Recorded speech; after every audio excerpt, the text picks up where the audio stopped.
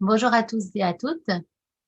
Un nouveau lit conte de sagesse soufie aujourd'hui, en espérant qu'il puisse vous apporter toute la sagesse qui en découle.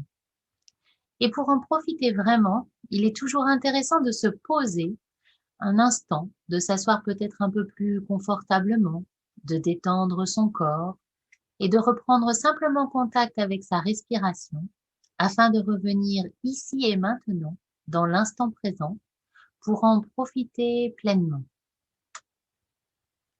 Il était une fois un vieil homme assis à l'entrée d'une ville.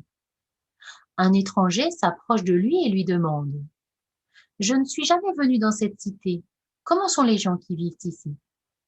Le vieil homme lui répond par une question: «Comment étaient les gens dans la ville d'où tu viens?» «Égoïste et méchant. C'est d'ailleurs la raison pour laquelle je suis parti», dit l'étranger.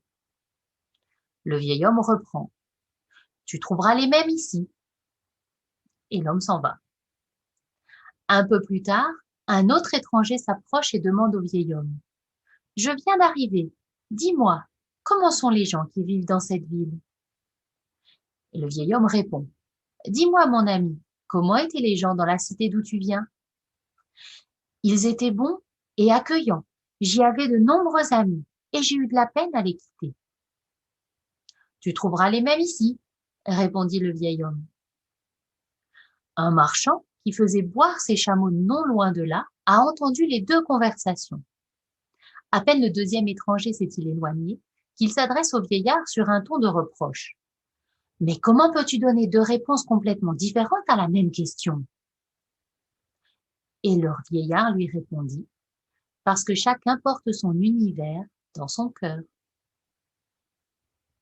À l'évidence, nous ne voyons pas la réalité telle qu'elle est, mais plutôt telle que nous sommes. Les autres ne sont que le reflet ou le miroir de ce qui vit en nous. Et c'est souvent bien difficile de comprendre vraiment cette phrase. Non pas forcément que les autres aient les mêmes défauts que nous, bien que cela puisse arriver. Dans ce cas-là, il est bon de regarder en soi si ce que nous voyons de l'autre ne fait pas comme résonance en nous. Par exemple, si vous êtes souvent énervé par les personnes qui sont en retard, peut-être pouvez-vous chercher si vous aussi, il ne vous arrive pas d'être en retard. C'est peut-être pas le cas pour un rendez-vous avec quelqu'un, mais c'est peut-être pour rendre des dossiers lors d'un travail, faire votre comptabilité ou ranger vos affaires, et de regarder quelle justification vous vous donnez par rapport à ça. Ou alors ça peut être l'inverse aussi. Peut-être que pour éviter d'être en retard, vous vous mettez beaucoup de stress et de pression et vous vous créez d'autres difficultés dans d'autres domaines. C'est peut-être l'amende pour excès de vitesse que vous avez eue pour arriver à l'heure parce que vous rouliez trop vite. Ou alors le stress que vous mettez aux gens autour de vous pour être toujours à l'heure et qui peut devenir source de conflit. Ou encore par exemple les nuits blanches à finir un dossier pour être sûr de le rendre à temps. Mais l'effet miroir, c'est peut-être tout simplement une personne qui va vous permettre de vous faire ressortir vos propres blessures, comme un révélateur.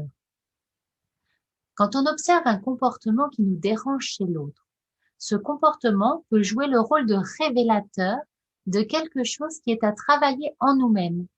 Souvent, c'est une blessure ou un traumatisme passé que l'on a préféré mettre de côté, ignorer ou minimiser et qui reste comme blessé et douloureux en nous. Moi, j'aime bien prendre l'exemple des blessures physiques.